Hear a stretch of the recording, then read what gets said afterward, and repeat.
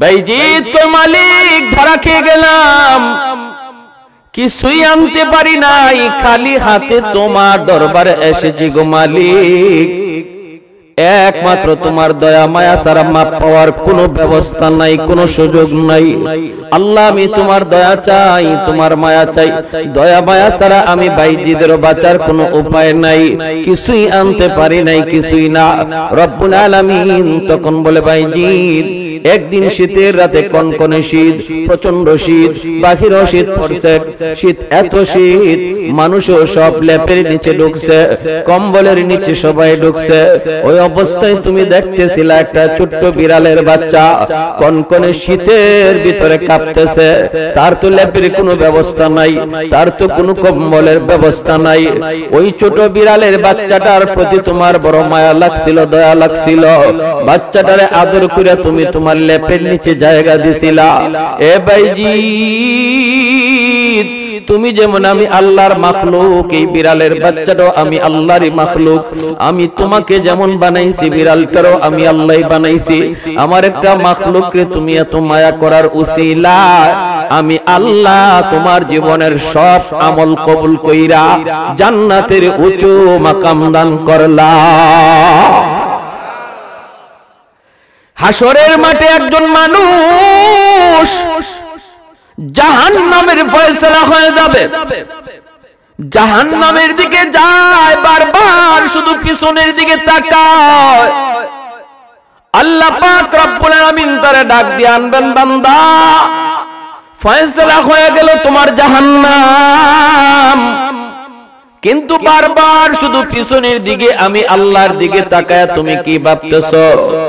যাইবা তো তুমি যাইবা, কিন্তু এক কদম তুমি দাও আর পিছনে শুধু আমি আল্লাহর দিকে তাকাও। ঘটনা কি, কি জন্য তুমি তাকাইতেছো? হাসরের মাঠে লোকটা তখন কইব, মালিক দুনিয়াতে উলামায়ে কেরামের জবানে শুনেছিলাম তুমি, তোমার নাম হলো রহমান, তোমার নাম হলো রহিম। আলেম উলামার জবানে শুনেছি আল্লাহ। হাসরের মাঠে তোমার কুদরতে কলিজায় 99 ভাগ দয়া মায়া থাকবে। ও মালিক আজ হাসরের ময়দানে আমার ফয়সালা হয়ে গেছে জাহান্নাম, আমি জাহান্নামের দিকে যাইতেছি, কিন্তু বারবার কেন জানি আমার মনে হয়, কেন জানি আমার অন্তরে আশা জাগে আজকে তোমার দয়া মায়ার উসিলায় তুমি আমাকে মাফ করে দাও কিনা, এজন্য বারবার পিছনে তাকাইতেছি। আল্লাহ পাক ফেরেশতাদেরকে বলবেন, ফেরেশতারা আমার বান্দার কথা আমি আল্লাহর কাছে বড় ভালো লাগলো, তার জবাবটা আমি আল্লাহর বড় পছন্দ হয়েছে, অতএব তার আমলনামা আবার আমি আল্লাহকে তোমরা দেখাও। আল্লাহু আকবার জোরে কর। যে আমলনামা ওজনের কারণে নেকির পাল্লা হালকা, গুনার পাল্লা ভারী, আর তার ফয়সালা হয়েছে জাহান্নাম, ওই আমলনামাটা আমি আল্লাহ আবার নিজে দেখব, নিজেরই চেক করব। রব্বুল আলামিন তার আমলনামাটা নিজেই তিনি খুলবেন, খুলে আল্লাহ পাক বলবে, বান্দারে ওই যে দেখা যায় আমলনামা আল্লাহ পাক ঘুরাইতেছে ঘুরাইতেছে, কোন উসিলায় আল্লাহ তারে maaf করবে আল্লাহ খুঁজতেছে, পাতা উল্টায় আর আল্লাহ উসিলা তালাশ করে। হঠাৎ করে মালিক কয়, বান্দা ওই যে দেখা যায় পশ্চিম সাতগাঁও নূরে মদিনা, এমনই মনে করেন কোন এক মাহফিলে তুমি বসা ছিলা, এই মাহফিলে তুমি কেন বসা ছিলে এত ঠান্ডার ভিতরে? কি ছিল সেখানে যাওয়া তোমার উদ্দেশ্য? তোমার ঘরের পরিবেশ ছিল আরামের, বিবি বাচ্চার কাছে তুমি থাকতে পারতা, কেন তুমি ওই জায়গায় বসে বসে তুমি কি শুনছিলা? কেন তুমি এই কষ্ট করে বসা ছিলা একটু বলো। তখন কইব, মালিক দুনিয়ার কোনো উদ্দেশ্য ছিল না, ওই জায়গায় গেলে পরে আমারে কেউ 500-1000 টাকা দিবে এমনও ছিল না। আল্লাহ কষ্ট করে বসা ছিলাম তুমি মাওলাকে পাওয়ার জন্য, তোমার কাছে জান্নাত পাওয়ার জন্য। আল্লাহ শুধু তোমাকে খুশি করার জন্য আমি ওই জায়গায় গিয়েছিলাম, বসা ছিলাম। রব্বুল আলামিন বলবে, বান্দারে আমি আল্লাহর আদত হচ্ছে maaf করে দেওয়া, কিন্তু আমার নিজাম হচ্ছে উসিলা ছাড়া maaf করি না। ওই দিনের মাহফিলে বসাকে উসিলা করে আজ হাসরের ময়দানে আমি আল্লাহ তোমার নাজাতের ফয়সালা দিয়া দিলাম। একটু জোরে বলেন সুবহানাল্লাহ। মুসলমানের আওয়াজে বলেন সুবহানাল্লাহ। লা জিদ্দা ওয়ালা নিদ্দা ওয়ালা হাদ্দা লিমাওলা, লা জিদ্দা ওয়ালা নিদ্দা ওয়ালা হাদ্দা লিমাওলা, আল আনা কামা কানা ওয়ালাম ইয়ালকা যাওয়ালা, আল আনা কামা কানা ওয়ালাম ইয়ালকা যাওয়ালা, লা মিসলা ওয়ালা সাওয়ারা মিসলাম ওয়া নাযীরা, মান ক্বালা সিওয়া যালিকা ক্বাদ ক্বালা মুহালা, লা ওয়ালদা ওয়ালা ওয়ালিদা লা আম্মা ওয়া ক্বালা, লা শিবহা ওয়ালা মিসলা ওয়ালা কুফুয়া লিমাওলা। মুসলমানের আওয়াজে কোন আল্লাহু আকবার। আর একটু জোরে কোন আল্লাহু আকবার। তাহলে কষ্ট করো, আসলাম বসলাম, লাভ আছে নি না নাই? আর একটু জোরে লাভ আছে নি না নাই? দুনিয়ার মিছিল মিটিং এর পাহারাদারি করে রেপ পুলিশ, আর জান্নাতি মাহফিলের পাহারাদারি করেন রহমতের ফেরেশতারা নিজে। আমার আপনার চতুর্দিকে পাহারা বসাইছেন রহমতের ফেরেশতা। নবীজি বলেন ওয়াজ শেষ হওয়ার পর আখিরি মুনাজাত করে মানুষজন বাড়িতে যায়, ফেরেশতারাও যায়। ওয়াজ শেষ আর থেকে কি করবে? ডিউটি শেষ। আল্লাহ ফেরেশতাদেরকে জিজ্ঞেস করে কোথায় ছিলা? ফেরেশতারা কো মালিক ওই যে পশ্চিম সাতগাঁও নূরে মদিনা জামে মসজিদের উদ্যোগে তোমার বান্দারা ওয়াজ মাহফিলের আয়োজন করে, আর ওই ওয়াজ মাহফিলের পাহারাদার ছিলাম আমরা ফেরেশতা। আল্লাহ ওয়াজ শেষ হইছে, তোমার বান্দারা বাড়ি যায়, আমরা আমাদের বাড়িতে আসছি। রব্বুল আলামিন তখন বলে বান্দারা আমার এখানে বসে বসে কি চাইলো? তোমরা এদেরকে কি চাইতে শুনছো? ফেরেশতারা কয় মালিক যা দেখলাম যা শুনলাম ওরা সবাই জান্নাত চায়, জাহান্নামের আগুন থেকে বাঁচতে চায়। আল্লাহ বলে ফেরেশতারা বলো আমার বান্দারা কি জান্নাত দেখছে? ফেরেশতারা কয় না গো মালিক, ওরা জান্নাত দেখে নাই, ওরা যে জাহান্নামের আগুন থেকে বাঁচতে চায়, জাহান্নামের আগুন কি ওরা দেখছে? ফেরেশতারা কয় না গো মালিক, তাও তারা দেখে নাই। আল্লাহ পাক রব্বুল আলামিন তখন বলে ফেরেশতারা তাহলে তোমরা সাক্ষী থাকো, আমার যে সকল বান্দারা এখানে বসে বসে জান্নাত চাইলো, জাহান্নামের আগুন থেকে বাঁচতে চাইলো, আমি তোমাদের সাক্ষী রেখে বললাম না দেখেও তারা বসে বসে চাইতেছে, আমি আল্লাহ তাদের চাওয়া মাফিক জান্নাতের ফয়সালা দিয়া দিলাম। ফেরেশতারা কয় মালিক সবাইরে মাফ করে দিছো? কয় হ্যাঁ সবাইরে। ফেরেশতারা কয় আল্লাহ একজন মানুষ ওয়াজ শোনার নিয়তে আসে নাই, ও বাড়িতে যাওয়ার পথে ছিল, দোকান থেকে বাড়িতে যায় আর ওয়াজের আওয়াজ শুনে কয় একটু ওয়াজ শুনে যাই। উদ্দেশ্য হলো তার বাড়িতে যাওয়া, উদ্দেশ্য হলো বাজারে যাওয়া, কিন্তু মাঝখানে ওয়াজ হইতেছে শুই না, সে এখানে বসে যায়। আল্লাহ তুমি কি তারও মাফ করে দিছো নাকি? রব্বুল আলামিন কয় হুমুল জালিসুল্লাহ ইয়াশকা জালিসুহুম, এটা এমন এক মজলিস রে ফেরেশতারা শুন, এই মজলিসে যেই বসবে আমি আল্লাহ তারই মাফ করে দেই। এটা আমার প্রিয় বান্দাদের এক মজলিস, আমার প্রিয় বান্দাদের সাথে যে ওই আইয়া বসবো তাল মিলাইবো আমি তারও মাফ করে দেই। সুবহানাল্লাহ জোরে কোন। তাহলে আমাদের কষ্টের মধ্যে লাভ আছে নি না? এজন্য যারা এখনো আসি নাই চলে আসি আখেরি মোনাজাত পর্যন্ত। এই কষ্ট, এই শীত জানি অনেক শীত পড়ছে, অনেক ঠান্ডা পড়ছে, কিন্তু কষ্টটার দ্বারা কষ্ট করে যে কাজটা যে আমলটা করা হয় এটাই তো নাজাতের উসিলা হয়। ঠিক না? ফজরের সময় ওযু করাটা এখন খুব কষ্ট। এই ঠান্ডার মধ্যে যে আল্লাহর বান্দা ফজরের নামাজে উইঠা ফজরের সময় উইঠা ঠান্ডা পানিতে ওযুটা করবে, তার গরমের দিনের নামাজ আর ঠান্ডার দিনের নামাজ এক না, ওজনে অনেক বেশ কম হয়ে যাবে।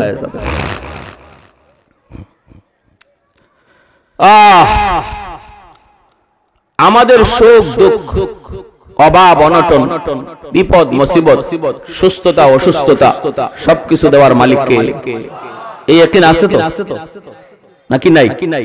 সুখে থাকলে আল্লাহর প্রশংসা করব, দুঃখে পড়লেও প্রশংসা করব কার? গোলামি করব কার? যিনি সুখ দেয় ইনি আবার দুঃখ দেয়, আবার যিনি দুঃখ দেয় ইনি আবার দুঃখটা সরায়। নাকি কোন দয়াল বাবার ক্ষমতা আছে?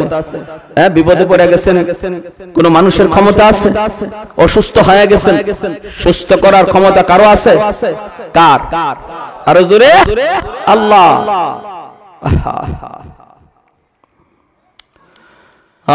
এজন্য সুখে দুঃখে প্রশংসা করব কার? আল্লাহ। সুখে দুঃখে প্রশংসা করব আল্লাহ। মানুষকে আল্লাহ সুস্থতা দিয়া পরীক্ষা নেয়, দেখি সুস্থতার হালতে সে শুকরগুজার হয় কিনা। সুখে থাকা অবস্থায় আল্লাহ পরীক্ষা নেয়, সুখে পইরাও সে আমাকে ডাকে কিনা। আবার বিপদ দিয়ে আল্লাহ পরীক্ষা নেয়, দেখি বিপদে পইরা আমার বান্দা সবর করে কিনা। ঠিক কিনা? বিপদে পইরা আমার বান্দা সবর করে কিনা। সুখে থাকতে যেমন ভাবে মসজিদে গেছে, বিপদে পইরাও সে মসজিদে যায় কিনা, এটা আল্লাহ দেখেন। বিপদগ্রস্ত মানুষের, অসুস্থ মানুষকে আল্লাহ পাক যখন দেখেন যে বিপদে পইরাও সে আমার গোলামি করে, আল্লাহ বলে অবাশশিরিস সাবিরিন, নবী গো সুসংবাদ শোনাও, ওই বিপদগ্রস্ত অসুস্থ মানুষটারে আমি আল্লাহ তার জন্য জান্নাত রেখে দিয়েছি। কিসের সুসংবাদ? জান্নাতের সুসংবাদ, জান্নাতের সুসংবাদ। এজন্য কষ্টে পড়লো, প্রচন্ড ঠান্ডার মধ্যে যে মানুষটা নামাজ পড়ে, আল্লাহ তার ব্যাপারেই নবীকে বলছেন সুসংবাদ দাও তারে। কিসের? জান্নাতের সুসংবাদ, জান্নাতের সুসংবাদ। সে তার পরীক্ষায় পাস, পরীক্ষায় পাস। এই কনকনে শীতের মধ্যে আল্লাহর পরীক্ষা চলছে, দেখি আমার কোন বান্দা এই ঠান্ডার মধ্যে ওযু কইরা আমি আল্লাহর কদমে সিজদা দেয়। পরীক্ষা চলছে, কিছু মানুষ পরীক্ষায় পাস করবে আর কিছু মানুষ পরীক্ষায় ফেল করবে। আমাদের তো বোঝা লাগবে আগে যে আমরা কোন পরীক্ষার মধ্যে আছি, ঠিক কি না ভাই? وَلَنَبْلُوَنَّكُمْ بِشَيْءٍ مِّنَ الْخَوْفِ وَالْجُوعِ وَنَقْصٍ مِّنَ الْأَمْوَالِ وَالْأَنفُسِ وَالثَّمَرَاتِ وَبَشِّرِ الصَّابِرِينَ।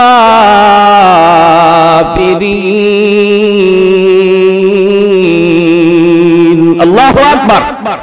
আল্লাহ বলেন আমি পরীক্ষা নেই, অবশ্যই আমি তোমাদের কাছ থেকে পরীক্ষা নেব, পরীক্ষা নেব। মিনাল খাউফি ওয়াল জু, কখনো ভয়ভীতির মাধ্যমে, কখনো ক্ষুধার মাধ্যমে, অভাব অনটনের মাধ্যমে। জানের উপরে মুসিবত আসবে, মালের উপরে মুসিবত আসবে, বিপদ আসবে, বিপদ আসবে, বিপদ আসবে। আল্লাহ পাক রব্বুল আলামিন ইমানদারের কাছ থেকে আল্লাহ পাক পরীক্ষা নিবেন, ইমানের পরীক্ষা নিবেন। কিসের ইমানের পরীক্ষা? কখনো তার অসুস্থ দিয়া, কখনো তার অভাবে ফেলাইয়া, কখনো তার এরকম ভাবে কোন রকম তার জানমালের উপরে বিপদ দিয়া আল্লাহ পাক ইমানদারের ইমানের পরীক্ষা নিবেনই নিবেন। এটা আল্লাহর কথা। আহাসিবান নাসু আইয়ুতরাকু আইয়াকুলু আমান্না ওয়া হুম লা ইফতানুন। আল্লাহ পাক বলেন মানুষ কি মনে করে সে বলবে আমি মুমিন, অথচ আমি আল্লাহ তার কাছ থেকে ইমানের পরীক্ষা নেব না। এটা কি মানুষ মনে করে? আল্লাহ বলেন না, এমনটা তোমরা মনে করো না। যদি বলো আমি মুমিন, অবশ্যই তোমার ইমানের পরীক্ষা তোমার জীবনে আসবে। কারো জন্য পরীক্ষা হবে সহজ, কারো জন্য পরীক্ষা হবে কঠিন। কারো জীবনে পরীক্ষা আসবে একবার, কারো জীবনে পরীক্ষা আসবে বারবার। ঠিক কিনা? ইমান যার যত, ইমান যার যত মজবুত, তার পরীক্ষা হবে তত কঠিন। নবীগণের ইমান ছিল সবচেয়ে বেশি মজবুত, এজন্য নবীগণের উপরে ইমানের পরীক্ষাও এসেছে সবচেয়ে বড় কঠিন। রে যুবক, আইয়ুব আলাইহিস সালাম আল্লাহর একজন বহুত বড় পয়গম্বর, জলিলুল কদর পয়গম্বর। আল্লাহ তার সুস্থতার নিয়ামত দিয়েছেন 70 বছর। বিন্দু পরিমাণ তার 70 বছরের ভিতরে কোনো অসুস্থতা আসে নাই। একটা ঘাম বিচি পর্যন্ত তার 70 বছরের ভিতরে হয় নাই, সর্দি কাশি হয় নাই, জ্বর ঠান্ডা লাগে নাই। 70 বছর পর্যন্ত তিনি পরিপূর্ণ সুস্থ। আল্লাহ তার সমস্ত নিয়ামত করেছেন, বাদশাহীও তারে দান করেছেন, রাজত্ব আল্লাহ তারে দান করেছেন, নবুয়ত আল্লাহ তারে দান করেছেন। 6টা যুবক, 6টা জওয়ান ছেলে আল্লাহ তারে দান করেছেন। অভাব অনটন বলতে কি জিনিস নবী বুঝতেন না। শুধু সুখ আর সুখ, শুধু শান্তি আর শান্তি। এইদিকে এক বাগান, ওইদিকে আরেক বাগান, এইদিকে মিল ফ্যাক্টরি, ওইদিকে কারখানা। এইভাবে চতুর্মুখী সব ধরনের নিয়ামত আল্লাহ তারে দান করলেন। 4টা বিবি, অনেক সুন্দরী 4টা বিবিও আল্লাহ তারে দিলেন। এইভাবে চলছে, কিন্তু সুখে থাকা অবস্থায় নবী একটা মুহূর্তের জন্য আল্লাহকে ভুলেন না। আমাদের সমাজে কিছু মানুষ এমন পাওয়া যায়, বেশি সুখে পড়লে আল্লাহকে ভুলে যায়, ঠিক না? বেশি টাকার মালিক হলে পরে আলট্রা মডার্ন হয়ে যায়। আলট্রা মডার্ন, যত টাকা বেশি হয় তত কাপড় শর্ট হয়, ঠিক না? যত টাকার মালিক হয় ততই শুধু বেলাইনে বেপথে চলে যায়। কোটি কোটি টাকার মালিকের পোলা পানলে দেখা যায় রাত 2টা বাজে 3টা বাজে মদ খায় ঘরে ঢুকে, নেশা করে ঘরে ঢুকে। কারণ কি? কারণ হলো টাকা খরচ করার জায়গা তো পায় না, এজন্য শয়তান তারে ভিন্ন পথে চালায়। আল্লাহ পাক রব্বুল আলামিন বলেন, না, সুখে থাকা অবস্থায় আমার পয়গম্বর আমাকে একটা মুহূর্তের জন্য সে ভুলে না, আমার কদমে সে সেজদা দেয়। এইভাবে তিনি গোলামি করতেছেন। একবার ইবলিস ডাক দেয়া কয়, মালিক, তোমার পয়গম্বর আইয়ুব কেন তোমাকে এত ডাকে জানোনি? তোমার গোলামি কেন করে জানোনি? আল্লাহ বলে, কেন? কয়, খুব বেশি সুখে রাখছো, খুব বেশি আরামে রাখছো, অভাব বলতে কি জিনিস বুঝে না, এজন্যই সে তোমাকে ডাকে। ও মালিক, এজন্যই তোমাকে ডাকে, তোমার গোলামি করে, কারণ বিপদ কি জিনিস বুঝে না, অসুস্থতা কি জিনিস এখনো টের পায় না। আল্লাহ অভাব কি জিনিস তোমার নবী বুঝে না, এজন্য তোমার গোলামি করে। অভাবে ফালা দেখো, বিপদ তারে দিয়া দেখো, তোমার গোলামি আর করবে না। যদি কঠিন থেকে কঠিন বিপদ তুমি দাও, আমি ইবলিস বলতেছি তোমার পয়গম্বর আইয়ুব গোলামি করবে দূরের কথা, তোমার নাম পর্যন্ত ভুলে যাবে। নাউজুবিল্লাহ। আরেকটু জোরে কন্যা নাউজুবিল্লাহ, আরেকটু জোরে কন্যা নাউজুবিল্লাহ। কে কয়? ইবলিস কয়। কি কয়? কয় বিপদে ফালায় দেখো, খুব সুখে আছে তো, এজন্য তোমারে ডাকে। একটু বিপদে ফালায় দেখো না কদ্দুর তোমারে ডাকে। আমার তো মনে হয় নামও ভুলে যাইতে পারে। ইবলিসের কামই তো হইল আমাদের ক্ষতি করা, ঠিক না? ইবলিসের কামই হলো মানব জাতির ক্ষতি করা, কারণ সে এটা আল্লাহর কাছ থেকে লইয়ে আইছে। কইছে, যে মানুষের কারণে আজ আমি জাহান্নামী, আমি ছিলাম মুআল্লিমুল মালায়েকা, ফেরেশতাদের উস্তাদ, সেখান থেকে আমি লানতের তখ্ত গলায় লইয়া আজকে জাহান্নামী হলাম এই মানুষের কারণে, এই আদমের কারণে। এই বনি আদম কেমন করে জান্নাতে যায়? আমি জান্নাতি মানুষকে জাহান্নামী বানাইয়া এরা কেমনে জান্নাতি হয়, আমি ইবলিসও দেখব। নাউজুবিল্লাহ। জোরে কোন। ইবলিস চ্যালেঞ্জ করছে। আল্লাহ পাক রব্বুল আলামিন বলছে যে ঠিক আছে, তুই তোর চ্যালেঞ্জ লিয়া থাক, ইল্লা ইবাদাকা মিনহুমুল মুখলাসিন, কিন্তু আমার যেই সকল বান্দারা মুখলিস, যারা আমি আল্লাহকে ইয়াদ করে সব কাজ করে, যেখানে যায় সেখানে আমাকে সাথে রাখে, আমার ওই সকল বান্দারে তুই বিন্দু পরিমাণ ক্ষতি করতে পারবি না। ঠিক কি না? দোকানে বসেও যে এই কথা ভাববে যে আমি মাপে কম দিতে পারি, কিন্তু কাস্টমাররে ফাঁকি দিলেও আল্লাহকে ফাঁকি দেওয়া যাবে না। এই মানুষটার শয়তানে ক্ষতি করতে পারবে না। যে মানুষটা টেবিলে বসেও ভাববে যে আমি ঘুষের টাকা টেবিলের নিচ দিয়ে নিতে পারি, কেউ দেখবে না, দেখেন কে? আল্লাহ। যার অন্তরে এই ভয় আছে সে কখনো টেবিলের নিচ দিয়েও ঘুষ নিবে না। আল্লাহ বলে আমার ওই সকল বান্দাদের কোনো ক্ষতি করতে পারবে না। এই চ্যালেঞ্জ দিয়ে শয়তান আসছে। এজন্য শয়তান কয় আপনার নবী আইয়ুব ইনারে খুব আরামে রাখছো তো, এজন্য তোমারে ডাকে, বিপদে ফেলায়া দেখো নাম ভুলে যাবে। আল্লাহ পাক রব্বুল আলামিন কয় ইবলিস তাহলে তুই বুঝি দেখতে চাস? কয় হ্যাঁ আমি দেখতে চাই। আল্লাহ বলে না না, আমার আইয়ুব বিপদে পড়লো আমি আল্লাহকে ডাকবে। ইবলিস কয় না, বিপদে পড়লে ডাকবে না। আল্লাহ বলে তাহলে দেখ।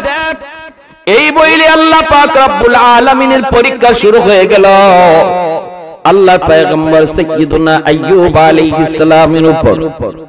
ভাইরা বন্ধুরা, সর্বপ্রথম তার নিউজ আসলো তার মিল ফ্যাক্টরি গুলা ধ্বংস হয়ে যাচ্ছে, এই কারখানা ওই কারখানায় আগুন লাগছে।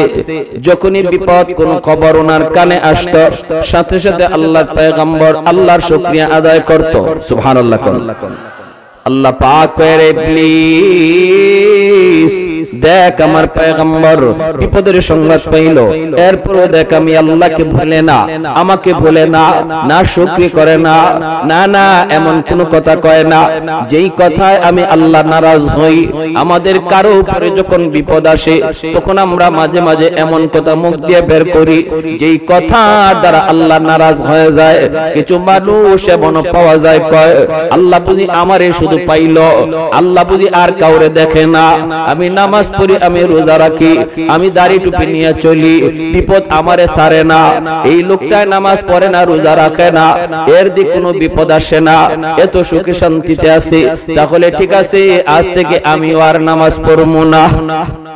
নাউজুবিল্লাহ।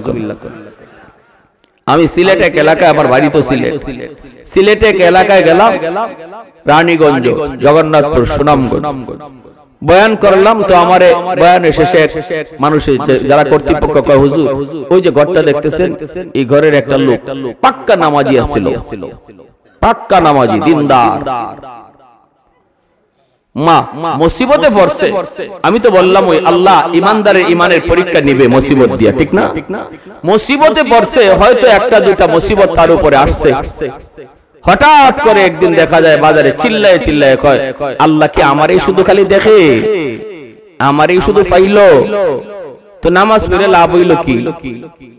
আল্লাহর বন্দেগী করে লাভ হইল কি যদি খালি আল্লাহ আমারই বিপদ দেয়? যে নামাজ পড়ে না হেইদি ভালো আছে। নাউজুবিল্লাহ। যে হালাল হারাম মানে না, সুদ খায় ঘুষ খায়, হেইদি ভালো আছে। এই কথা বলতেছে মানুষ, বলতেছে ভাই এই কথা কয় না, কয় রাখ, কয় না আমি কম বুঝি না। এই কথা কইয়া মুরতাদ হয়ে গেছে, একদম মসজিদ সারা হয়ে গেছে, দাড়িটা পর্যন্ত ফালাই দিছে। নাউজুবিল্লাহ। জোরে হুজুর আমরা দেখছি কিছুদিনের পর কিছুদিনের ভিতরেই তার শরীরে পচন শুরু হয়েছে, হাত পা, এমনকি নবীর সুন্নত যে দাড়িটা ছিল এই দাড়িটা কাটার কারণে পুরা মুখটা তার ফচ্ছে গেছে, পুরা মুখ পচন ধরছে। এ আল্লাহর বান্দা শোনো, আমি একটা ইবাদত আল্লাহর একটা গোলামি পারতেছি না, কিন্তু আমি মনে মনে দুর্বল, আমি আল্লাহর কাছে আসামি। আল্লাহ আমি এটা করা দরকার ছিল, আল্লাহ আমি পারতেছি না, আল্লাহ তুমি আমারে মাফ করো, আমারে করার তৌফিক দাও, আল্লাহ আমারে দাড়িটা রাখার তৌফিক দাও, দাড়িটা রাখা দরকার। এইভাবে যদি একটা মানুষের অন্তরে এরকম ভাবে অপরাধী ভাব থাকে, আল্লাহ তারে একদিন দাড়ি রাখার তৌফিক দিয়া দিবে। কিন্তু একজন মানুষ যদি দাড়ি, আবার কি দাড়ি না রাখলে কি হইছে, এই ধরনের কথা যদি কয় সাথে সাথে সে বেঈমান হয়ে যায়, সাথে সাথে বেঈমান। এজন্য আল্লাহ নবী বলেছেন একটা জমানা আসবে এমন, যেই জমানায় সকালবেলা মুমিন বিকালে হবে কাফির। সে কোন কথার কারণে কাফির হইছে এটা নিজেও বুঝবে না। ইউসবিহুর রাজুলু মুমিনা ওয়া ইউমসি কাফিরা। আল্লাহ নবী বলেন সকাল বিকালে তার ঈমান উলটপালট হবে, সে বুঝবে না। এই ধরনের কথার দ্বারা আমি মসজিদে যাইতে পারি না, আল্লাহ আমাকে তুমি জামাতে নামাজ পড়ার তৌফিক দাও, এই কথা বলা, আল্লাহ আমার সুযোগ তৈরি করে দাও, আল্লাহ আমি বহুত বড় অপরাধী, আল্লাহ আমি গুনাহটা এখনো ছাড়তে পারতেছি না, আল্লাহ আমারে ছাড়ার তৌফিক দাও, এই কথা যে মানুষটা অন্তর থেকে কয়, আল্লাহ তার মৌতের আগে আগে গুনাহ থেকে মুক্ত কইরা আল্লাহ তার ওলি বানায়া কবরে নেয়। আর গাওরামি করলে এর মরণ হয় বেঈমানের হালতে। এজন্য ইসলামের কোন বিধান নিয়া গাওরামি করা যাবে না, বা কেউ করতেছে তার টিটকারি করা যাবে না। দাড়িওয়ালা একজন মানুষ ভুল করতে পারে, কিন্তু যদি আমি বলি ইজাদ দাড়ি রেখে কি হইতো, দাড়ি রেখে মিথ্যা কথা কয়, আপনি দাড়ির উপরে কথা বললেন কেন, এরকম দাড়ি রেখে কি হইতো, এরকম নামাজি হয়ে কি হইতো, এই ধরনের কথা বলার দ্বারা ওই যে নবী বলছেন সকালে ছিল ইমানদার, বিকালে হয়ে গেছে কাফির। বুঝে আসছে ভাই? বুঝছেন? একজন আলেম ভুল করতে পারে, একজন আলেম ভুল করতে পারে, কিন্তু আলেমের ভুলের কারণে যদি কেউ কয় মোল্লা মুন্সি হইয়া কি হইতো, মোল্লা মৌলবী একটাও ভালো না, মৌলবী জাতি ভালো না, তাহলে হইব কি জানেন? রাইসুল মুফাসসিরিন আব্দুল্লাহ ইবনে আব্বাস রাদিয়াল্লাহু তাআলা আনহু, এই উম্মতের ভিতরে যিনি সবচেয়ে বেশি, সবচেয়ে বড় মুফাসসির ছিলেন, যিনি আল্লাহর কালাম সবচেয়ে বেশি বুঝছেন, আমার নবীর আপন চাচাতো ভাই রাইসুল মুফাসসিরিন আব্দুল্লাহ ইবনে আব্বাস রাদিয়াল্লাহু তাআলা আনহু বলেন, এ যত বড় হাজী হোক, যত বড় নামাজি হোক, মরণের সময় বেঈমান হইয়া মরবে, আর কবরে রাখার পরে তার মুখটা যদি মানুষ কিবলামুখী কইরাও রাখে, আমি চ্যালেঞ্জ দিয়া বললাম, আমি আব্দুল্লাহ চ্যালেঞ্জ দিয়া বললাম, কবর খুদো, এখন দেখো তার চেহারা অটোমেটিক কিবলা থেকে ঘুরে গেছে, কিবলা থেকে ঘুরে গেছে। যারা উলামায়ে কেরামের উপরে, আলেম সমাজের উপরে খারাপ ধারণা রাখে, আব্দুল্লাহ ইবনে আব্বাস বলেন, আমি আব্দুল্লাহ কসম করে বলি, তোমরা তার কবর খুঁজো, দেখবা পশ্চিম দিকে তার কিবলা নাই, তার মুখ নাই, তার মুখ অটোমেটিক ঘুরে গেছে কিবলা থেকে। সাবধান। এজন্য আমার ভাইয়েরা, বন্ধুরা, কথা বলতে হিসাব করে বলতে হবে। জবান যত কম চালাবো তত মুক্তি পাবো। মান সামাতা নাজা, যে কথা কম বলবে সে তত মুক্তি পাবে, যে কথা তত বেশি বলবে সে তত বেশি ধরা খাবে। আল্লাহ পাক কয়, ইবলিস, এই যে দেখ আমার আইয়ুব বিপদের সংবাদ শোনার পর আমি আল্লাহকে ভুলে না, সুখে থাকতে আমারে যেইভাবে ডাকছে, বিপদে পড়লেও আমারে ওইভাবেই ডাকে। আল্লাহু আকবার। সুখে থাকা অবস্থায় যেইভাবে আমার কদমে সেজদা দিছে, বিপদে পড়ার পরও আমার কদমে সেজদা দেয়। অতএব তুই কি বললি আর কি দেখতেছি? ইবলিস কয়, মালিক, ও মালিক, কেন তোমারে সেজদা দেয় জানোনি? বিপদের সংবাদ শুই না তো কোনো লাভ নাই, রাজত্ব এখনো আছে। আল্লাহ পাক রব্বুল আলামিন রাজত্বটাও আল্লাহ কেড়ে নিয়ে নিলেন। এরপর নবী আল্লাহকে ডাকে, আল্লাহর কদমে সেজদা দেয়। ইবলিস কয়, সব কিছু নিয়ে গেছো, এরপরে তোমারে ডাকে কেন জানোনি? কারণ হলো এখনো তার 6টা ছেলে আছে, জোয়ান ছেলে। এই 6টা ছেলে যেই বাবার আছে, এই বাবার আবার টেনশন কিসের? একদিকে যাবে আরেক দিকে জুড়াবে, একদিকে ক্ষয় হবে আর একদিকে আয় হবে। কারণ 6টা ছেলে আছে, জোয়ান তরতাজা টাটকা যুবক। এজন্যই নবী তোমার শুকরিয়া আদায় করে, এজন্যই এখনো তোমার গোলামি করে। ইবলিস কত বড় শয়তান চিন্তা করেন। পরীক্ষা কঠিন করতেছে না? আল্লাহ পাক কয়, তাহলে দেখবি না? কি কয়, দেখবো। 6টা ছেলে এক জায়গায় এক ঘরের মধ্যে ঘুমন্ত ছিল রে আল্লাহর গোলাম। সাত ভেঙে 6টা ছেলে এক রাতেই মারা গেল, শহীদ হয়ে গেল। 6টা ছেলের মৃত্যুর সংবাদ যখন নবীর কাছে আয়, বাবার কাছে যখন সন্তানের মৃত্যু সংবাদ আসে, পৃথিবীতে এর চেয়ে বড় কষ্টের কোনো সংবাদ হয় না। যেই বাবার কাঁধে সন্তানের লাশ উঠে, পৃথিবীতে এর চেয়ে ভারী কোনো বোঝা হয় না। এই বাবাই শুধু বুঝে এই বোঝাটা কত ভারী। যেই বাবার কাঁধে সন্তানের লাশ উঠে, যেই মাত্র নবীর কাছে পরপর 6টা ছেলের ইন্তেকালের খবর নবীর কাছে আসলো, তখনও নবী আল্লাহর নাশুকরি করে না, তখনও আল্লাহর গোলামি করে, আল্লাহর প্রশংসা করে। আল্লাহ পাক কইর ইবলিস দেখ টাকা দেখ, আমার পয়গম্বর এত বড় বিপদের খবর, এরপর আমি আল্লাহকে ভুলে না, আমি আল্লাহকে ভুলে না। ভাইরে যা বলতেছে একটু দিলের কান দিয়া কথাগুলি শুনুন। আমার আপনার বিপদ কিন্তু এর চেয়ে বড় না, বরং অনেক হালকা বিপদ আমার আপনার উপরে আসে। অনেক সময় আমরা বিপদে পড়ে একদম হাই হুতাশ করে ফেলি, আল্লাহর নাশুকরি করে ফেলি। বিপদে পড়ছে, অসুস্থ হইছে, এখন আর তার মসজিদে পাওয়া যায় না। না না, এমনটা তুমি কইরো না। আল্লাহর গোলাম, বিপদ যিনি দেয় উদ্ধার করে কে? যে আল্লাহ বিপদ দেয় সে আল্লাহই উদ্ধার করে, ঠিক না? আর কারো কাছে গিয়া কোনো লাভ নাই। মুশকিল কুশা একমাত্র কে?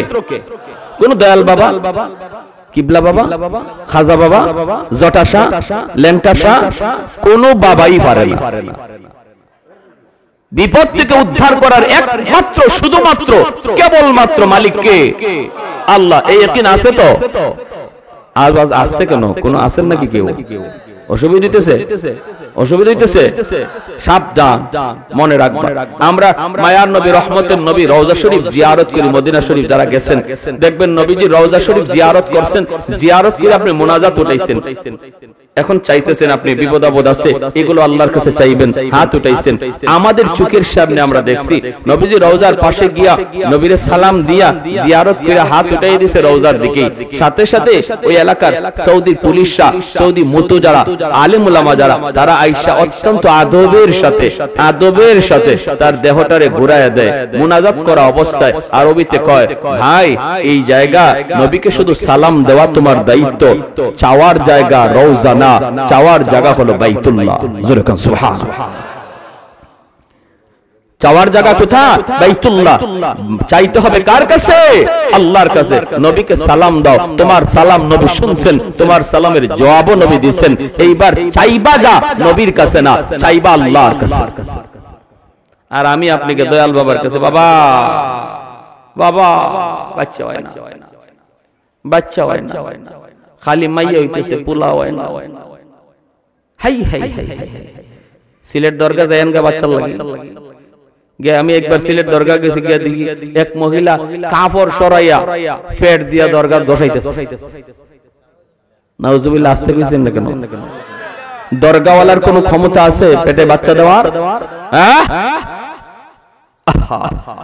এজন্য আল্লাহ নবী বলেছেন, ইউসবিহুর রাজুলু মুমিনা ওয়া ইউমসি কাফিরা।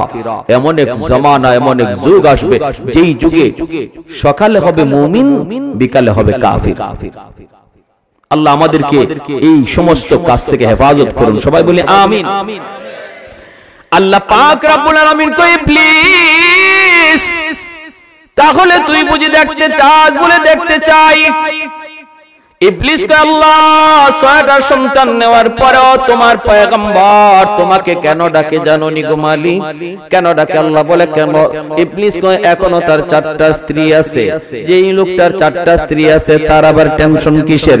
6টা ছেলে গেলেও কোনো অসুবিধা নাই, ছেলে জন্ম নেওয়ার এখনো সুযোগ আছে, কারণ 4টা বউ আছে, টেনশন কে? আল্লাহ পাক রব্বুল আলামিন কয়, ইবলিস তাহলে দেখতে চাস? বলে দেখতে চাই। 4টা স্ত্রীর ভিতরে একজন স্ত্রী ছিলেন আইয়ুব নবীর খেদমতি, যার নাম ছিল বিবি রহিমা। আর 3 জন তারা এক জায়গায় ছিলেন ঘুমন্ত। এই 3 জন বিবি একসাথে তারা মারা গেলেন। নবীর কাছে খবর আসলো আপনার 3 জন বিবি একসাথে দুনিয়া থেকে বিদায়। এরপর মায়ের নবী আইয়ুব নবী আল্লাহর নাশুকরি করে না গো। এই কথা মুখ দিয়ে কয় না, মালিক আমারে নবী বানাইয়া লাভ হইল কি? এত বিপদ তুমি আমারে দিতেছ, তাহলে আমার নবুয়তি পায়া লাভ হইল কি? তোমার গোলামি কইরা লাভ হইল কি? একবারও তিনি বলেন না। 3 জন বিবির মৃত্যু সংবাদ পাওয়ার পর নবী আল্লাহর শুকরিয়া আদায় করে। ও আমার মা বোনেরা, খেয়াল করে শোনো গো মা, তোমার এর চেয়ে বড় নয়, সমানও নয়, এর চেয়ে হাজার গুণ ছোট, এর চেয়ে হাজার হাজার গুণ ছোট। ছোট্ট বাচ্চারা মারা গেছে, কলিজার টুকরা সন্তান তোমার মারা গেছে, না না না শুকরি করবা না। নাবালিক অবস্থায় যার বাচ্চা মারা যায়, ওই বাচ্চাগুলিকে আল্লাহ পাক রব্বুল আলামিন কিয়ামতের ময়দানে বাপ মার জন্য বহুত বড় সুপারিশকারী বানায়। বাচ্চাগুলি আল্লাহর কাছে ডাক দেয়া কয়, মালিক, ও মালিক, তুমি আমারে দুনিয়াতে পাঠাইছো, পাঠানোর সময় আমার মা কত কষ্ট করছে, জান বের হয়ে যায় অবস্থা, এরপরে আমি দুনিয়াতে আসলাম, এত কষ্ট আমি মাকে দিলাম, কিন্তু মার কোনো খেদমত আমি করতে পারলাম না, আমার মার ঋণ আমি শোধ করতে পারলাম না। আল্লাহ, আজ যদি তুমি আমাকে জান্নাতে দিতে চাও, আমার মা বাবা সারা জান্নাতে যাইবো না, হয় আমার বাপ মার সাথে জাহান্নামে দিয়ে দাও, হয় আমাকে আমার বাপ মার সাথে জাহান্নামে দিয়ে দাও, নতুবা আমার সাথে আমার বাপ মারে জান্নাতে দিয়ে দাও, আমি আমার মা বাবা ছাড়া থাকবো না। আল্লাহ, তুমি আমার দুনিয়াতে পাঠাইছো,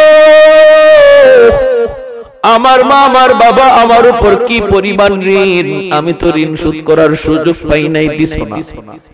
আজ হাসরের মাঠে যদি আমাকে জান্নাত দিতে হয়, বাপ মা ছাড়া জান্নাতে যাইবো না। রব্বুল আলামিন তখন বলে, বান্দারে, আমি আল্লাহর আদত হচ্ছে জাহান্নামীকে জান্নাতে দেওয়া, কিন্তু কোন জান্নাতীরে জাহান্নামে দেওয়া এটা আমার আদত না। বান্দা, তুমি তো জান্নাতি, তোমাকে আমি জাহান্নামে দিতে পারি না, ঠিক আছে, নাও তোমার সুপারিশে বাপ মারেও জান্নাত দিয়া দিলা। এজন্য বাবা সবর করো, সবর, মা সবর করো, সবর। এই বাচ্চাটা তোমার জন্য জান্নাতে যাওয়ার উসিলা হবে, জান্নাতে যাওয়ার উসিলা হবে। শুধু মুখ দিয়া এমন কোন কথা বইল না যেই কথার কারণে ঈমান চলে যায়, আল্লাহ নারাজ হয়ে যায়, এমন কথা বইল না, এমন কথা বইল না। আল্লাহর দোহাই তুমি এমন কথা বইল না। মৃত্যু সংবাদ শুনছো, ইন্না লিল্লাহি ওয়া ইন্না ইলাইহি রাজিউন কয়া তুমি দোয়াটা পড়ো। এই দোয়ার অর্থই হলো, আল্লাহ শিখায়া দিয়েছে, বান্দারে, যখনই কোনো বিপদ মুসিবত তোমার আসবে, তখনই তুমি এই দোয়াটা পড়ো। মানুষের জীবনের সবচেয়ে বড় মুসিবত হলো মৃত্যু সংবাদ, এই জন্য এই দোয়াটা আমরা পড়ি। এর অর্থ হলো বান্দা, এর অর্থ হলো কি জানেন? আমি যখন বলি ইন্না লিল্লাহি ওয়া ইন্না ইলাইহি রাজিউন, এর অর্থই হলো, ভাইরে তুমি যাও, আমি তোমার পিছনে আসতেছি। বাবা যদি ছেলের মৃত্যু সংবাদ পায় কই ইন্না লিল্লাহ, আল্লাহ আমরা সবাই তোমার, বাবা তুমি যাও, আমরা সবাই এক পথের প্রতীক, তুমি আগে যাও, আমি তোমার পিছনে আসতেছি। কেউ থাকার জন্য আসি নাই আল্লাহর গোলাম, কেউ থাকতে আসি নাই, থাকবার চেষ্টা করেও থাকা যায় না, যেতেই হবে, যেতেই হবে। এজন্য সন্তানের মৃত্যু সংবাদ শোনার পরও তুমি না শক্তিমূলক কথা বইল না, আপনজন প্রিয়জনের কোন মৃত্যু সংবাদ শুইলেও না শক্তিমূলক কথা বইল না। আইয়ুব আলাইহিস সালাম যখন তিনি তার তিনটা বিবির মৃত্যু সংবাদ পাইলেন, এরপরও তিনি একবারের জন্য না শুকরি করলেন না, আল্লাহর শুকরিয়া আদায় করেন। আল্লাহ পাক কয়, এরে ইবলিস, তাকায় দেখ আমার পয়গম্বর এত বড় বিপদেও আমি আল্লাহকে ভুলে না। ইবলিস কয়, মালিক জানোনি কেন? কেন? ইবলিস কয়, সম্পদ নিয়ে গেছো, রাজত্ব নিয়ে গেছো, ছেলে নিয়ে গেছো, বিবি নিয়ে গেছো, এরপর তোমারে কেন ডাকে জানোনি? কারণ হলো তারে তুমি এখনো সুস্থ রাখছো। কি কয়? এখনো তারে সুস্থতার নিয়ামত তুমি তারে দিয়া রাখছো। দেহটা তার পুরোপুরি সুস্থ, যার দুইটা হাত আছে সে কোনো গরিব না, যার দুইটা পা সুস্থ আছে সে গরিব না, সে গরিব হতে পারে না, অসহায় হতে পারে না। সুস্থ দুইটা হাত যার আছে সে কোনোদিন অসহায় না, ঠিক কিনা? জোরে কম। সুস্থতার নিয়ামত তুমি দিয়া রাখছো, সুস্থ বানায় দেখো, তোমাকে ভুলে যাবে আর তোমার নাম নিবে না। আল্লাহ পাক রব্বুল আলামিন কয় তাহলে তুই বুঝি দেখতে চাস? বলে দেখতে চাই। আল্লাহ পাক রব্বুল আলামিন এইবার আইয়ুব আলাইহিস সালামের শারীরিক অসুস্থতা আল্লাহ ফালায় দিলেন। সারা শরীরের প্রতিটা পশমের গোড়া গোড়ায় ফোসকা উঠে গেল, এই ফোসকার ভিতরে পোকা জন্ম নিল। সারা শরীরের এমন কোন পশমের গোড়া নাই যেই গোড়া দিয়ে ফোসকা উঠে নাই, একটা পোকা জন্ম নেয় নাই। সারা শরীরের মধ্যে দুর্গন্ধ ছড়াইতে লাগলো, শরীর পচে গেছে। আল্লাহর পয়গম্বর সাইয়্যিদুনা আইয়ুব আল্লাহর কাছে ডাক দেয়া কয়, মালিক সমস্ত শরীর যদি আমার পোকায় খায় আমার কোনো আপত্তি নাই, যদি তুমি খুশি থাকো আমিও খুশি, কিন্তু মালিক আমার জিহ্বাটা তুমি পোকা দিয়া খাওয়াও না, কারণ এই জিহ্বা দিয়ে আমি সকাল সন্ধ্যা তোমাকে আল্লাহ কইয়া ডাক দেই। আমি তোমার আল্লাহ আল্লাহ কইয়া ডাকি, আমার কোনো কষ্ট লাগে না। আল্লাহু আকবার। এই আল্লাহ নামের ভিতরে এত মজা, এত মজা, এত মজা। আল্লাহ পুরা দেহটাও যদি পোকায় খায় আমার জিহ্বাটা তুমি পোকা দিয়া খাওয়াও না। এই জিহ্বা দিয়া নবী আল্লাহকে ডাকে, আল্লাহকে ডাকে। মানুষেরা কয়, ও রহিমা তাড়াতাড়ি তাড়াতাড়ি করে তুমি স্বামী নিয়ে এলাকা ছেড়ে ভাগো, আমরা কেউ তার দুর্গন্ধে টিকতে পারি না। রহিমা তুমিও যদি পারো বাপের বাড়ি চলে যাও। আল্লাহর নবী সাইয়্যিদুনা আইয়ুব আলাইহিস সালামের বিবি রহিমা তিনিও সাধারণ কোন মহিলা ছিলেন না, তিনিও একজন বাদশাহী পরিবারের মেয়ে, তিনিও একজন নবী পরিবারের মেয়ে। হযরত ইউসুফ আলাইহিস সালামের ছেলের ঘরের নাতিন ছিলেন। অতএব যেমন ছিলেন সুন্দরী তেমন ছিলেন নবী পরিবারের কন্যা, আবার ছিল বাদশাহীও। এত কিছু থাকার পরেও যখন আপনজন মানুষেরা কয় রহিমা তাড়াতাড়ি আইয়ুবকে চাইরা তুমি ভাগো, রহিমা কান্দার কয় তোমরা কি কও গো?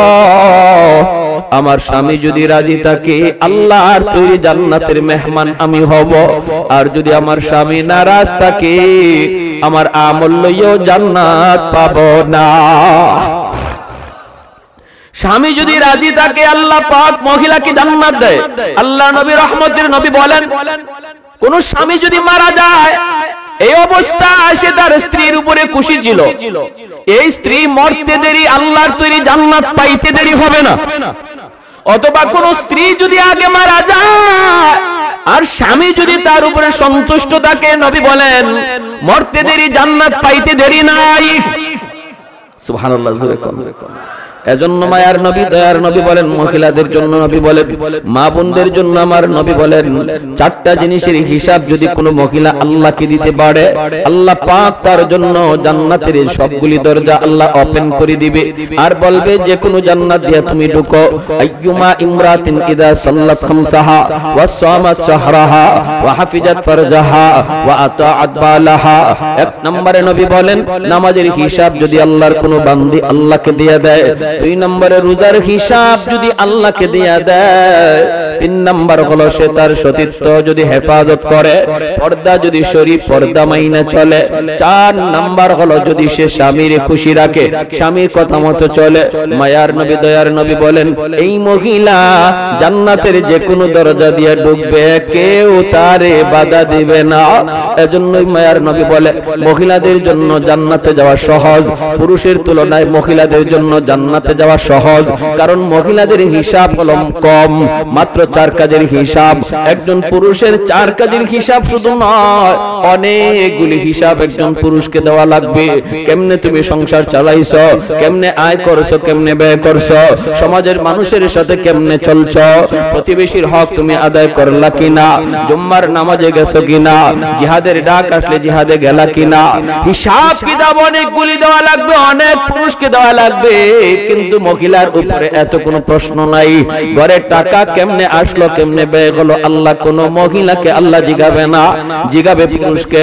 এজন্যই মায়ের নবী বলেন মহিলারা দুনিয়াতে আল্লাহর ওলি হওয়ার লাইনে, আল্লাহর ওলি হওয়ার লাইনে পুরুষের চেয়ে অর্ধেক পথ আগায়া থাকে, অর্ধেক পথ আগায়া থাকে।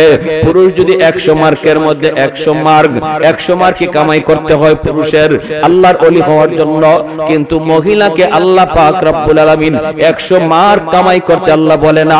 আল্লাহ কয় মহিলাদেরকে, মা বোনেরা, আল্লাহর নবী জানাইছেন তুমি মাত্র 50 মার্ক কামাই করবা, আর 50 নাম্বার আল্লাহ তোমাকে দয়া কইরা দিয়া দিছে। শুধু মহিলা হওয়ার কারণে আল্লাহ মহিলাকে নিজে দয়া কইরা 50 নাম্বার দিয়া দিছে জন্মসূত্রে, আর বলছে তুমি বাকি 50 নাম্বার কামাই করো, মাত্র 4 কাজের হিসাব দাও। এরপর নবী বলেন জাহান্নামে আমি মহিলাদেরকে বেশি দেখেছি, জান্নাতে যাওয়া মহিলাদের জন্য থাকবে না, আল্লাহ জান্নাতের মেহমান বানাবে। ঠিক কি না? রহিমা তুমি চলে যাও। তিনি বলেন না, তোমাদের নাকে দুর্গন্ধ লাগলো, আমার স্বামীর গায়ের দুর্গন্ধ আমার নাকে লাগে না, আমি দুর্গন্ধ টের পাই না, টের পাই না। আমার স্বামীর খেদমত ছেড়ে আমি কোথাও যাব না, যাব না। ও আমার মা বোনেরা একটু খেয়াল করে শোনো, স্বামীর খেদমত কেমনে করতে হয়। স্বামীরে খুশি করার দ্বারা আল্লাহ তোমার উপর খুশি হয়। আল্লাহু আকবার জোরে কর। কিন্তু সেটা হালাল পথে, হারাম পথে নয়। স্বামী যদি কয় মার্কেটে চলো বুরকা সারা, এটা তুমি স্বামীর সাথে প্রোডাকশন করো। তুমি কইরো স্বামী গো বুরকা সারা বেপরদায় আমাকে তুমি বের কইরো না। স্বামী যদি কয় আমার দোস্ত আইছে তুমি চাল হয়ে যাও, তুমি পরিষ্কার বইলা দিও স্বামী গো তোমার দোস্তের সামনে যাওয়া আমার জন্য হারাম। ঠিক না? শহরে আছে, গ্রামে একটু কম, শহরে তো ও আল্লাহ দোস্ত যদি আয়, ফ্রেন্ড যদি আয়, তাহলে ম্যাডাম গিয়া সাদে। হাই হাই হাই, এই সমস্ত পুরুষদের রুচি, এটা যে কি পরিমাণ ফসা হইছে, এরা যে কেমন ফসা আর দুর্গন্ধ এদের রুচির মধ্যে। নিজের বউটারে যখন পরপুরুষের সামনে ইচ্ছা করে পাঠায়, অবাক লাগে। বের হইছে নিজের স্ত্রীরে বেপরদায় লইয়া বের হইছে, তার ভালো লাগে। তার স্ত্রীরে দেখিয়া আরো 10 জনে কইতেছে ও খুব সুন্দর, তার ভালো লাগে। এই ধরনের মানুষ এর রুচি ভালো না ফসা? জোরে কন। এটা গান্দা। এটা এই রুচিটা কি? এটা গান্দা, গান্দা রুচি। আমার স্ত্রীকে নিয়ে কেউ ভাববে, আমার মেয়েটারে নিয়ে কেউ কল্পনা করবে, আর আমার কাছে ভালো লাগবে, এই যদি হয় কোন বাবার অথবা কোন স্বামীর ইচ্ছা, তাহলে বলতে হবে যে এর রুচি শুধু ফসানা, গান্দা রুচি, দুর্গন্ধ দর্শে। এবং হাসরের মাঠে আল্লাহর আদালতে সে যত বড় হাজি হোক, যত বড় নামাজি হোক, আল্লাহর আদালতে সে ধরা খেয়ে যাবে তার স্ত্রীকে বেপরদায় চালানোর কারণে, মেয়েকে বেপরদায় চালানোর কারণে, অধীনস্থ বোনকে বেপরদায় চালানোর কারণে। এই ভাই, এই বাবা, এই স্বামী আল্লাহর আদালতে কাঠগড়ায় দাঁড়াবে। আল্লাহ বলবে তোমার নামাজগুলো এত তুমি জান্নাতে যাওয়ারই কথা, আগে স্ত্রীর হিসাব দাও, স্ত্রীরটাও তোমার হিসাব দিতে হবে। মেয়ের হিসাবটা আগে বুঝাও, বোনের হিসাবটা আগে বুঝাও, এরপরে তোমার হজ লইয়া, তোমার নামাজ লইয়া তুমি জান্নাতে যাও। সম্ভব? এজন্য ঘরের মেয়ে, ঘরের স্ত্রী, ঘরের বোনদের পর্দার মধ্যে রাখা দরকার। আসেনি না নাই? আসেনি না নাই? আল্লাহ নবী রহমতের নবী বলেন সালাসাতুন কাদ হারামাল্লাহু আলাইহিমুল জান্নাহ মুদমিনুল খামর ওয়াল আক ওয়াদ দায়ুস আল্লাযী ইউকিরু ফি আহলিহিল খুবুস। তিন ব্যক্তির জন্য জান্নাত হারাম, জান্নাত হারাম হয়ে যায় তিন ব্যক্তির জন্য। মুদমিনুল খামর, যে মদ খায়, ওয়াল আক, যে বাপ মার অবাধ্য, তার জন্য জান্নাত হারাম। 3 নম্বরে নবী বলেন ওয়াদ দায়ুস আল্লাযী ইউকিরু ফি আহলিহিল খুবুস, ওই পুরুষ যে পুরুষ তার ঘরে ইসলাম বিরোধী কাজ হইতেছে দেখার পরেও বাধা দেয় না। ঘরের অধীনস্থ মানুষগুলি আল্লাহকে নারাজ করতেছে। মেয়েটা বেপরদায় বের হয়, বাবা দেখে, এরপরও বাধা দেয় না। স্ত্রী বেপরদায় ঘুরে, এরপরও বাধা দেয় না। ঘরের মধ্যে নাচ গান চলে, ঘরের মধ্যে আল্লাহকে নারাজ করার অনুষ্ঠান চলে, এরপরেও যে অভিভাবক বাধা দেয় না, নবী বলেন সে পুরুষ দায়ুস, সে হলো পুরুষ দায়ুস, তার জন্য জান্নাত হারাম। তার জন্য কি জান্নাত? সালাসাতুন কাদ হারামাল্লাহু আলাইহিমুল জান্নাহ, মুদমিনুল খামর ওয়াল আক ওয়াদ দায়ুস আল্লাযী ইউকিরু ফি আহলিল খুবুস আও কামা ক্বালা নবী আলাইহিস সালাম। এজন্য সাবধান, আমরা যারা অভিভাবক, আমার নামাজ লইয়েই যে আমি জান্নাতে চলে যেতে পারবো মোটেও না, মোটেও না। ঘরের হিসাব আমাকে দেওয়া লাগবেই লাগবে, অধীনস্থ মানুষের হিসাব আমাকে দিতেই হবে। আমি যদি নামাজি হই, ছেলেটাকে নামাজি বানানোর চেষ্টা করতে হবে। আমি যদি পর্দা মানি, স্ত্রীটাকেও পর্দার ভিতরে রাখতে হবে, ঠিক কিনা ভাই? আইয়ুব আলাইহিস সালাম ওনাকে ছাড়তে রাজি না বিবি রহিমা।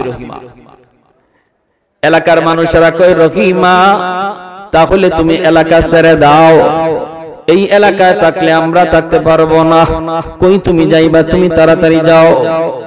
বিবি রহিমা স্বামীকে নিয়ে তিনি ধরে ধরে, সাইয়্যিদুনা আইয়ুব আলাইহিস সালাম তিনি তো হাঁটা চলাও করতে পারেন না, স্ত্রীকে ধইরে ধইরে তিনি ঘর থেকে বের হয়ে যাচ্ছেন। রে যুবক, যেই মানুষটা ছিলেন এক সময় এই এলাকার বাদশা, এই এলাকার রাজা, কোনো কিছুর অভাব তার ছিল না, আজ তার ঘরে পর্যন্ত জায়গা হয় না, ঘর থেকে বের হয়ে যাইতে হচ্ছে। এলাকার মানুষ, প্রতিবেশী কেউ তারে থাকতে দেয় না। রাস্তায় চলে গেলেন স্বামীকে নিয়া। প্রতিকেরা কয়, রহিমা রাস্তায় তুমি তাইকো না, আমরা এই রাস্তা দিয়ে হাঁটা চলা করি, যদি রাস্তায় তুমি অবস্থান করো, আমরা দুর্গন্ধের কারণে রাস্তা দিয়ে হাঁটতে পারি না। আল্লাহর পয়গম্বর সাইয়্যিদুনা আইয়ুব আলাইহিস সালামকে নিয়ে বিবি রহিমা তিনি চলে গেলেন মাঠে। মাঠে চলে যাওয়ার পর কৃষকেরা দৌড়ায় আসছে। কৃষকেরা আয়া কয়, রহিমা গো, এখানে মাঠে যদি অবস্থান করো তাহলে আমরা কামকাজ করতে পারবো না, তুমি অন্যত্র কোথাও চলে যাও। তাম পৃথিবীটা যেন ছোট হয়ে আসলো। যেই মানুষটা এই এলাকার এক সময় রাজত্ব করতেন, আজ তার কোথাও জায়গা হয় না রে। ঘরে জায়গা নাই, রাস্তায় জায়গা নাই, মাঠেও জায়গা হয় না। আল্লাহর বান্দি স্বামীকে নিয়ে তিনি জঙ্গলের দিকে রওনা দিলেন। জঙ্গলের কাছে যায় দেখেন একটা ডাস্টবিন। এলাকার মানুষেরা এই জায়গায় এই ময়লা ফালায়, এই ডাস্টবিনের কাছে অনেক দুর্গন্ধ, ডাস্টবিনের দুর্গন্ধ। বিবি রহিমা মনে মনে ভাবতেছে, স্বামী গো, ও স্বামী, কোথাও তো জায়গা হয় না, কেউ থাকতে দেয় না, বসতে দেয় না। আমার তো মন বলে এই ডাস্টবিনের কাছে আমরা থাকার অবস্থান করি, কারণ এই জায়গা দিয়া ডাস্টবিনের দুর্গন্ধের কারণে কেউ আসে না, কেউ যায় না। অতএব যদি আমরা এই জায়গায় অবস্থান করি, কেউ সরাবে না। স্বামীকে নিয়ে ডাস্টবিনের কাছেই তিনি থাকার ব্যবস্থা করলেন, এই জায়গায় তিনি থাকবার ব্যবস্থা করলেন। স্বামী তিনি তো আল্লাহর পয়গম্বর, তিনি তো শুয়ে থাকেন। এরকম কোন রকম একটা ঝুপড়ির মতো বানাইয়া স্বামীকে নিয়ে তিনি এই জায়গায় থাকেন। ভাইরা বন্ধুরা, দিনের বেলা মানুষের এলাকায় যায় তিনি কাজ করেন, কাজের বিনিময়ে তিনি কিছু খাবার সংগ্রহ করেন স্বামীর জন্য। এলাকার মধ্যে যান, কাম কাজ কইরা কিছু খানা হালুয়া পাকায়া স্বামীকে খাওয়ান। চামচ দিয়া খাওয়াইতে পারেন না, চামচটা যদি টুটে লাগে পয়গম্বর চিৎকার করে হাওমা করে কান্দা উঠে, কারণ টুটটা পর্যন্ত নাই, পোকায় খায়া শেষ করে ফেলছে। দাঁতের জামিটা পর্যন্ত নাই, পোকায় খায়া শেষ করে ফেলছে। যদি চামচ দিয়া খাওয়ান তাহলে ব্যথা পান। হাতও তিনি লাগাইতে পারেন না। একদিন হাত লাগাইছেন, আঙ্গুলের নখটা যেই মাত্র এই জামির মধ্যে লাগছে, নবী চিৎকার করে উঠছেন। সাথে সাথে বিবি রহিমা চোখ দিয়ে পানি ধরা কান্দের কই, স্বামী গো, কেমনে খাওয়াবো গো স্বামী। এই বইলাই তিনি তার জিহ্বাটা বের করলেন। বিবি রহিমা জিহ্বাটাকে তিনি বের কইরা জিহ্বাটার মধ্যে হালুয়া লইয়া এই জিহ্বারে চামচ বানাইয়া স্বামীর মুখের ভিতরে হালুয়া ঢুকায় দেন। ও আমার মা বোনেরা একটু খেয়াল করে শুনো, স্বামীর খেদমত কাকে বলে গো মা? কেমনে আল্লাহকে রাজি করা যায়, কেমনে আল্লাহরে খুশি করা হয়? নিজের জিহ্বাটারে চামচ বানাইয়া এই জিহ্বা দিয়া হালুয়া স্বামীর মুখের ভিতরে ঢুকান। একদিন জিহ্বার মধ্যে একটা পোকায় কামড় মারছে। হঠাৎ করে বিবি রহিমা চিৎকার দিয়া যন্ত্রণায় মাটিতে পড়ে গেছেন। আর তিনি ডাক দিয়া কান্দেন আর বলেন, স্বামী গো, একটা পোকার কামড় আমি সইতে পারলাম না, এতগুলি পোকার কামড় আপনি কেমনে সইতেছেন গো স্বামী? কেমন করে আপনি সইতেছেন, কেমন করে সইতেছেন? বাইরে 13টা বছর এইভাবে চলে গেল, এই ডাস্টবিনের পাশেই 13টা বছর হয়ে গেল। 13 বছরের মাথায় যখন পোকায় তার জিহ্বার মধ্যে কামড় মারল, তখন তিনি আল্লাহর কাছে বলতেছেন, স্বামী গো, ও স্বামী, 13টা বছর হয়ে গেছে তুমি এইরকম অসুস্থ, আমিও মানুষের বাড়ি থেকে কাম কইরা কইরা তোমার খানার ব্যবস্থা করি, এমন পোকা যন্ত্রণা পোকার কামড় সহা যায় না। ও স্বামী, একটু আল্লাহর কাছে বলো না, আল্লাহ যেন তোমার এই বিপদ দূর করে, আল্লাহ যেন তোমার সুস্থ করে দেয়। এই কথা বলা মাত্র আইয়ুব আলাইহিস সালাম কয়, না গো বিবি, আমি এমন কথা আল্লাহর কাছে বলতে পারবো না। কারণ হলো, আল্লাহ যদি আমাকে জিজ্ঞেস করে, আইয়ুব 70 বছর পর্যন্ত আমি আল্লাহ তোমার সুস্থ রাখলাম, অসুস্থ হইছো মাত্র 13 বছর, এখনো তো 70 বছরের সমানে সমানে হয় নাই, এখনই বুঝি তুমি অস্থির হয়ে গেছো। কি জবাব দিব গো রহিমা, কি জবাব দিব? 70 বছর যদি হয়, তারপরে আল্লাহর কাছে বলবো, মালিক, সুস্থতা আর অসুস্থতা সমানে সমানে হইছে, আল্লাহ তুমি আমাকে এখন সুস্থ করে দাও। 70 বছরের আগে আমি আল্লাহকে বলতে পারবো না। একবার গেলেন মানুষের বাড়িতে, কাম নাই, কাম নাই, পান না। স্বামীর জন্য কেমন করে তিনি খানার ব্যবস্থা করবেন, শেষ দিয়ে দিচ্ছি, বেশি না, আর মাত্র 2 মিনিট। একজন মহিলার বাড়িতে গেলেন, ইহুদি মহিলা, যা বলেন, চাচি একটু খানার ব্যবস্থা আসেনি? মহিলায় কয়, না না, কিছুই নাই, দেওয়ার মতো কিছুই নাই। আল্লাহর বান্দি বিবি রহিমা কয়, চাচি গো, আমার স্বামী একজন আল্লাহর পয়গম্বর অসুস্থ, কুষ্ঠ রোগী, তার সারা শরীর পচে গেছে, আমি তার জন্য একটু খানার ব্যবস্থা করি গো চাচি, একটু খানা দাও, নতুবা কোনো কাম আসেনি, আমার কাম দাও। ইহুদি মহিলা কয়, না, আমার বাড়িতে কোনো কাম কাজ কিছুই নাই, কিছুই নাই, দেওয়ার মতো কিছুই নাই, তুমি চলে যাও, কাজ কাজ দেওয়ার মতো কিছুই নাই। তিনি বলেন, চাচি তাহলে একটু দাও না, হালুয়া একটু পাকাইছো, দিলে তো আমার স্বামীরে খাওয়াইতে পারি। মহিলায় কয়, দিতে পারি, বদলা লাগবে। কয়, বদলা দেওয়ার তো কিছুই নাই। ইহুদি মহিলা কয়, তোমার চুলটা অনেক লম্বা, একটু চুল যদি তুমি আমারে কাইটা দাও, তাহলে তোমাকে বিনিময়ে দিতে পারি। আল্লাহর পয়গম্বর সাইয়্যিদুনা আইয়ুব আলাইহিস সালাম, তিনি তো ওই জায়গায় চুপের মধ্যে আল্লাহ আল্লাহ জিকির করে। ভাইরা বন্ধুরা, এইদিকে বিবি তিনি বলতেছে, না গো চাচি, চুল দেওয়া যাবে না, আমার চুলটা লম্বা হলো, এই চুলটাকে আমার স্বামী লাঠি বানাইয়া বসা থেকে তিনি দাঁড়ায়। আমার স্বামী চুল ধরে ধরে দাঁড়ায়, চুলটা আমি দিতে পারবো না। ইহুদি মহিলা কয়, তাহলে ভাগো, আমার কাছে কিছু নাই। বাধ্য হয়ে তিনি কিছু চুল দিয়া দিলেন। এইদিকে ইবলিস সুযোগ পেয়ে গেছে। ইবলিস আল্লাহর পয়গম্বর সাইয়্যিদুনা আইয়ুব আলাইহিস সালামের কাছে মানুষের বেশ ধরে আইসা বলতেছেন, নবী গো, জানেন না আপনার বিবি রহিমা কেমনে আপনার জন্য খানার ব্যবস্থা করে? বলে, কেমনে? কয়, আমাদের এলাকাতে যায়, চুরি কইরা কইরা আপনার জন্য খানা নিয়ে আসি।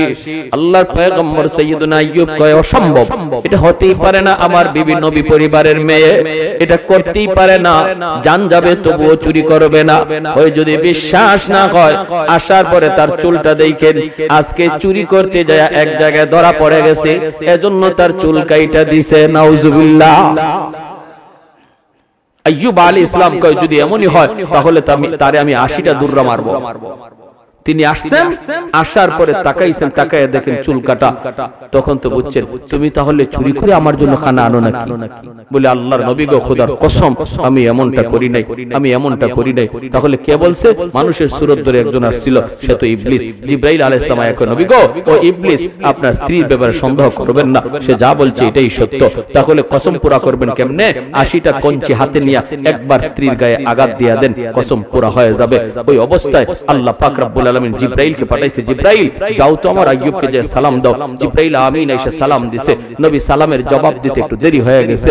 জিবরাইল আলামিন কয়, নবী গো, আপনি যদি সালামের জবাব দিতে দেরি করেন উম্মতে করব কি, উম্মতে করব কি? তখন আইয়ুব আলাইহিস সালাম কয়, ভাই জিবরাইল, আমি জবাব সাথে সাথেই দিতে চাইছিলাম, কিন্তু ওই মুহূর্তে আমার জিহ্বার মধ্যে একটা পোকা মাত্র উঠছে খানা খাওয়ার জন্য। আমি চিন্তা করলাম যদি আমি এখন জিহ্বাটা নাড়া দেই, জবাব দিতে দেয়া, পোকাটা মাটিতে পড়ে যাবে। হাসরের মাঠে যদি পোকা আল্লাহর কাছে বিচার দেয়, আল্লাহ পাঠাইছিলা তোমার নবীর কাছে খানার জন্য, আমারে খাইতে দেয় নাই, মাটিতে ফালাইয়া দিছে, এই ডরে আমি সাথে সাথে জবাব দেই নাই। পোকাটা যখন আমার জিহ্বা থেকে সরছে তখন আমি সালামের জবাব দিছি। আল্লাহ কয়, জিবরাইল কেমন জবাব পাইছো? আল্লাহ এই জমিনে এত সুন্দর জবাব আল্লাহ আমি জিবরাইলের মনে পড়ে না আর কেউ দেয়। আল্লাহ তুমি রহম করো তোমার নবীর উপর। আল্লাহ কয়, তাহলে আমার নবীরে কও হাঁটুতে নিজের পা দিয়ে যেন মাটিতে আঘাত করে, পায়ের গোড়ালি দিয়ে যেন আঘাত করে, আঘাত করে। জিবরাইল কয়, নবী গো, পায়ের গোড়ালি দিয়ে আঘাত করেন। বলে আমার তো গোড়ালিই নাই। বলে যা আছে তা দিয়ে আঘাত করেন। আঘাত করতেই জমজমের পানির মতো পানি উঠতে শুরু হলো। আল্লাহ বলতেছে, জিবরাইল বলো আমার পয়গম্বরকে এই পানিটা যেন খায়, এই পানিটা যেন শরীরে লাগায়। খাওয়া মাত্র আর শরীরে মুসা মাত্রই সমস্ত পোকা ঝরঝরাইয়া পড়ে গেছে। 18 বছর পর, কয় বছর পর? কি বুঝেন? এই ধরনের অসুস্থ যদি আল্লাহ আমরা 3 দিন বিছানায় রাখে, আমাদেরকে খুঁজেই পাওয়া যাইব, ঠিক না? খুঁজেই পাওয়া যাইব না, কি অবস্থা হবে? এরপরে আল্লাহ পাক রব্বুল আলামিন কয়, যাও। তিনি সুস্থ হইয়া, পরিপূর্ণ সুস্থ হইয়া বসে রয়েছেন। বিবি রহিমা তিনি তখন এলাকায় ছিলেন। তিনি আসছেন খাবার লইয়া, আইয়া দেখেন জায়গার মধ্যে স্বামী নাই।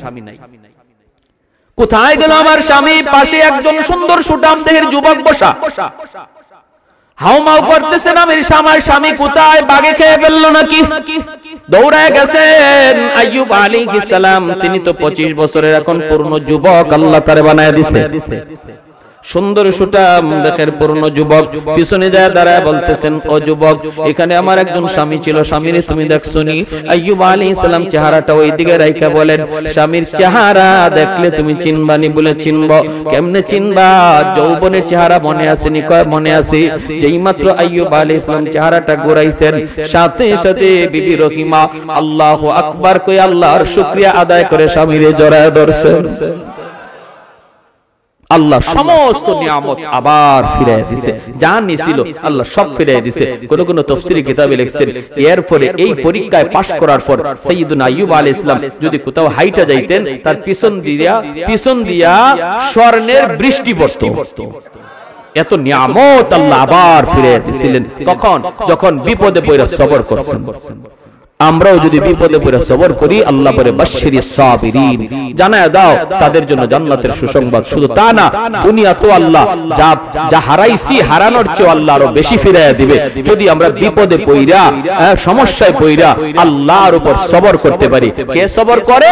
সবরের আলামত হলো বিপদে পড়েও সে মসজিদে যায়, বিপদে পড়েও আল্লাহকে ডাকে। সুস্থ থাকা অবস্থায়, সুখে থাকা অবস্থায় যেভাবে আল্লাহরে ডাকছে, বিপদে পড়েও একই রকম আল্লাহকে ডাকে, বরং আরো আল্লাহকে ডাকা বাড়ায়া দিছে। তখন আল্লাহ তার উপর খুশি হয়ে যায়।